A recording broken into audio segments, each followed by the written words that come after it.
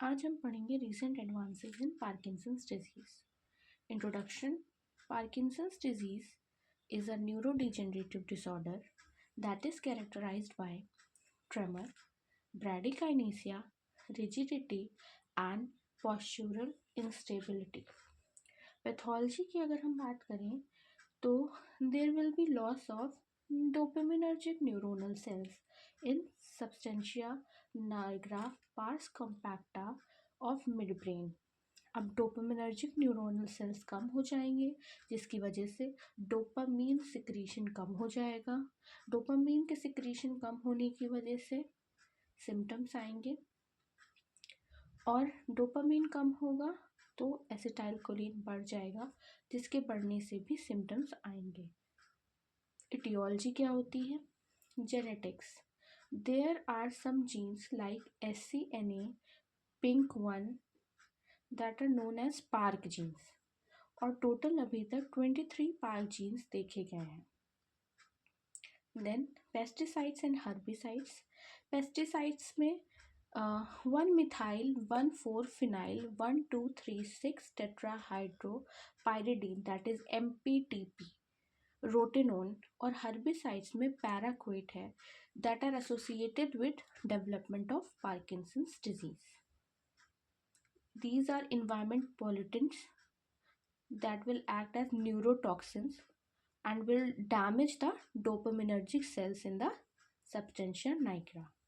अब बात करते हैं environmental factors के बारे में जिसमें exposure to pollutants like nitrogen dioxide, living in urban or industrial areas that will high exposure to copper, manganese, lead and use of well water, high dietary intake of iron especially in combination with manganese, high consumption of dairy products and reduced level of vitamin D is seen.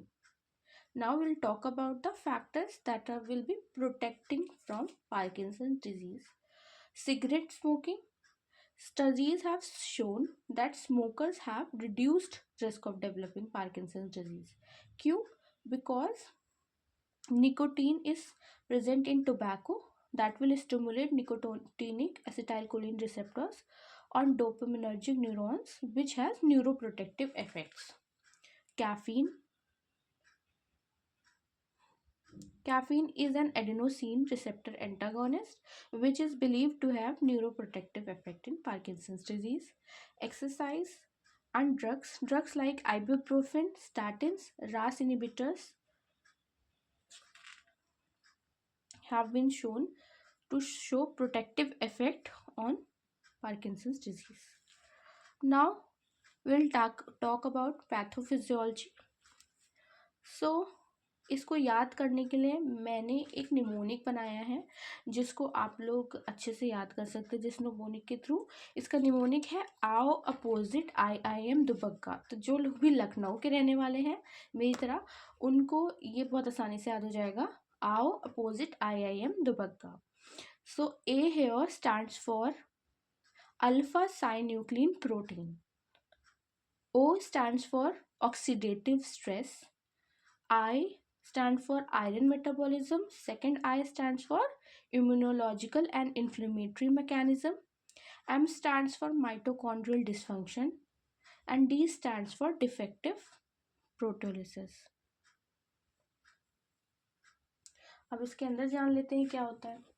तो alpha साइन्यूक्लिन protein को अगर हम discuss करेंगे तो यहाँ पे क्या होता है, अल्फा साइन्यूक्लिन फिल्ड होता है with lewd bodies that get deposited in the nigrostriatal system।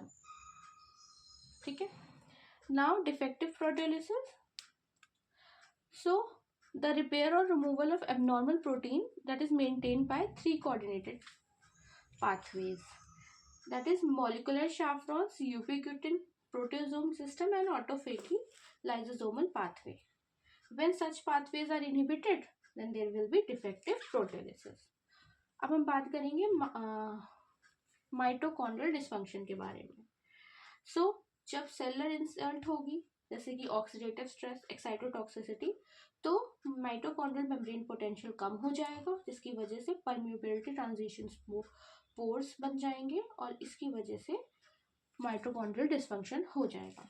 Oxidative stress की बात करें तो रिएक्टिव ऑक्सीजन स्पीशीज जैसे कि हाइड्रोजन पेरोक्साइड, सुपर ऑक्साइड और हाइड्रोक्सी रेडिकल्स बन जाते हैं जो कि स्ट्रेस कॉज करते हैं। Iron metabolism, elemental iron is a cofactor in synthesis of neurotransmitters or it also plays an important role in oxidative metabolism.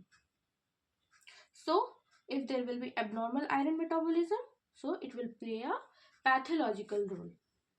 अब बात करेंगे इम्यूनोलॉजिकल और इन्फ्लेमेटरी मैकेनिज्म का, तो elevated levels of pro inflammatory cytokines जैसे कि tumour necrosis factor, alpha interleukin 1, beta and interferon gamma are responsible. Okay, अब बात करते हैं हम लोग साइंस और सिम्टम्स की।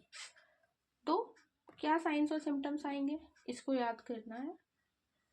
हम में से जितने भी स्टूडेंट्स हैं एमबीबीएस सेकेंड ईयर के हों या आप पीजी कर रहे हैं फार्माकोलॉजी में, जितने भी स्टूडेंट्स हैं मेरी तरह, हमने कभी ना कभी अपने लाइफ में किसी ना किसी एक पार्किंसंस के पेशेंट को देखा ही होगा। तो उस पेशेंट को अपने दिमाग में सोच के इन सिम्टम्स के बारे में सोचिए, ठीक है।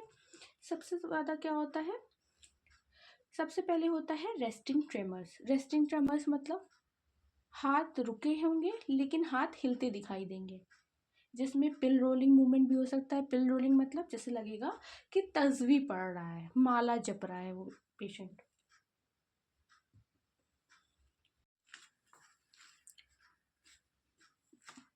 जैसे ही वो पेशेंट हाथ रोके होगा ना, उसको ट्रेमर्स आ रहे होंगे, इसीलिए उसको रेस्टिंग ट्रेमर्स कहते हैं। अब रिजिडिटी की बात करें, उसके बॉडी के मूवमेंट्स बहुत रिजिड होंगे, कॉग व्हील रिजिडिटी। जैसे पहिया होता है ना, बैलगाड़ी में पहले पहिया होता था, दैट इज कॉग व्हील। एक तरफ एक साथ नहीं, पूरा सर्कल लगा के धीरे धीरे धीरे धीरे होगा, तो that is cog wheel rigidity. Bradykinesia means slowing हो जाएगी हर मूवमेंट की। अब स्लोइंग ऑफ मूवमेंट क्या होता है, मैंने अगर किसी को बोला कि पेंसिल उठाओ, तो आप लोग क्या करेंगे, with in a second you will give me the pencil.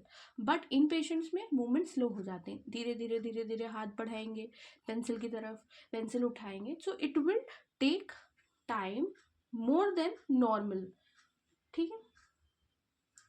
Then muscle aches, fatigue हो जाएगा। Mask faces, that is very important. जैसे आप लोग देखा होगा, आप लोग ने पार्किंसंस में, उनके फेस पे कोई एक्सप्रेशन नहीं होगा। हंसने हैप्पी मोमेंट्स में भी वही एक्सप्रेशन, सैड मोमेंट्स में भी वही expression, so that means they have mask face. Unstable posture, unstable हो जाएंगे वो। डिप्रेशन, डिमेंशिया हो सकता है, साइकोसिस हो सकता है, स्लीप डिस्टर्बेंस, और उनका स्टैगरिंग गेट होगा, मतलब as if they are trying to catch the centre of gravity, आगे की तरफ झुक के ही मूवमेंट करेंगे। अब डायग्नोसिस कैसे करते हैं, medical history, family history, that is very very important. Symptoms, tremors, sleep disturbances, physical and neurological examination like bradykinesia, cog wheel rigidity. Neuro diagnostic testing, जिसमें कि एमआरआई करा सकते हैं, एडवांस्ड एमआरआई करा सकते हैं। DAT scan, that is striatal dopamine transporter imaging. SPECT scan करा सकते हैं, that is specific single proton emission computerise tomography. अब हम बात करेंगे ट्रीटमेंट की। तो ट्रीटमेंट, जो बेसिक ट्रीटमेंट है आपका, जो चलता हुआ आ रहा है आज तक, इसको याद करने के लिए मैंने एक निमोनिक बनाया है, that C M M A. What, that C M M A. So D here stands for D dopa decarboxylase inhibitor plus precursor of dopamine, ठीक है। तो ये इसमें क्या आएगा, लीवोडोपा प्लस कार्बिडोपा और लीवोडोपा प्लस बेंसेराजाइड। लीवोडोपा क्या है, it is a precursor of dopamine that will cross blood brain barrier और वो डिकार्बोक्सिलेट हो जाएगा डोपामीन का साथ में। तो कार्बिडोपा और बेंसेरासाइड के साथ हम इसे देते हैं ताकि पेरिफेरल डिग्रेडेशन लीवोडोपा का ना हो और अवेलेबिलिटी बढ़ जाए, ठीक है। सेकेंड है आपका ए से antiviral drug. Antiviral drug that is एमेंटाडीन.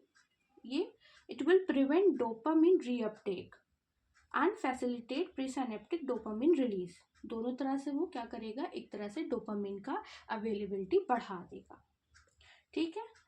Then दूसरा डी से क्या होगा, डोपामिन रिसेप्टर एगोनिस्ट. इसमें आएगा रोटिकोटीन और प्राम्पिक्सोल रोपिनिरोल. ये क्या करेगा, it will directly stimulate dopamine receptor and have selective activity at D2 sites. ठीक है, specifically at D2 and D3 receptor. Then S stands here for selective MAO-B inhibitors, जिसमें आएगा सेलेग्लिन और रेसेग्लिन. This will inactivate MAO-B, that is monoamine oxidase B, inhibiting the breakdown of dopamine in striatum. ठीक है. C here stands for catechol O methyl transferase inhibitor, that is COMT inhibitors. Talcapone, entacapone, ये क्या करेगा, COMT को inhibit कर देगा, जो कि डिग्रेडेशन कराता है डोपामिन का. ठीक है. सो नेक्स्ट है M, that stands for MAO-B inhibitors with glutaminergic effect. इसमें आएगा सैफिनामाइड. ये क्या करेगा, reversible inhibition of selective MAO-B that will reduce the degradation of dopamine. Next, M stands for muscarinic receptor antagonist, that is trihexyphenidyl benztropine. ये क्या करेगा, muscarinic receptors को block कर देगा और स्ट्राइटल कोलिनर्जिक एक्टिविटी को रिड्यूस कर देगा. ठीक है. Then A stands for adenosine inhibitor, that is estradiol, that will inhibit adenosine receptor A2A in basal ganglia, that is involved in motor control. तो ये DAT-CMMA से मैंने आपको याद करना सिखा दिया है कि कैसे जो अभी तक करंट ट्रीटमेंट है ऑप्शन जो चल रहा है. अब जो मैं नेक्स्ट पार्ट इसमें ऐड कर रही हूँ, that is very important for PG like me, JR1, JR2, JR3 that are going to give exams. So recent advances जानते हैं हम लोग, PG के लिए इम्पोर्टेंट है. सो इसका निमोनिक है ABCD SP GPCR. A here stands for ambroxol. तो एम्ब्रोक्सोल क्या है, हमें पता है कि ये हम कफ में देते हैं. सो it works by improving beta glucocerebrosidase activity in cells carrying GBA mutations. So it is an expectorant or it is in phase 3 clinical trials for Parkinson's disease. Next is B, that is blarcamesine. It is a sigma-1 receptor agonist that is currently under phase 2 clinical trials. C stands for ceftriaxone, that is a antibiotic, third generation cephalosporin, and it is in phase 2 clinical trial. D here stands for deferriprone, that is an iryl chelator, and it is under phase 2 clinical trial. Then S stands for statins, that includes simvastatin and lovastatin, that are under phase 2 clinical trial. Then P stands for pioglitazone, that is oral anti-diabetic agent, and it is under phase 2 clinical trial. And G stands for glucagon-like peptide 1 receptor agonist, that includes exenatide, that is under phase 3 clinical trial, and liraglutide and semaglutide, that are under phase 2 clinical trial. Now P here stands for prasinezumab, that is a monoclonal antibody, and it is under phase 2 clinical trial. Then C stands for coenzyme Q10, that is idebenone, and it is under phase 3 clinical trial. And R stands for redotinib, that is a non-receptor tyrosine kinase Abelson inhibitor, that is under phase 2 clinical trial. So this completes the topic Parkinson's disease. Comment if you want notes of this topic.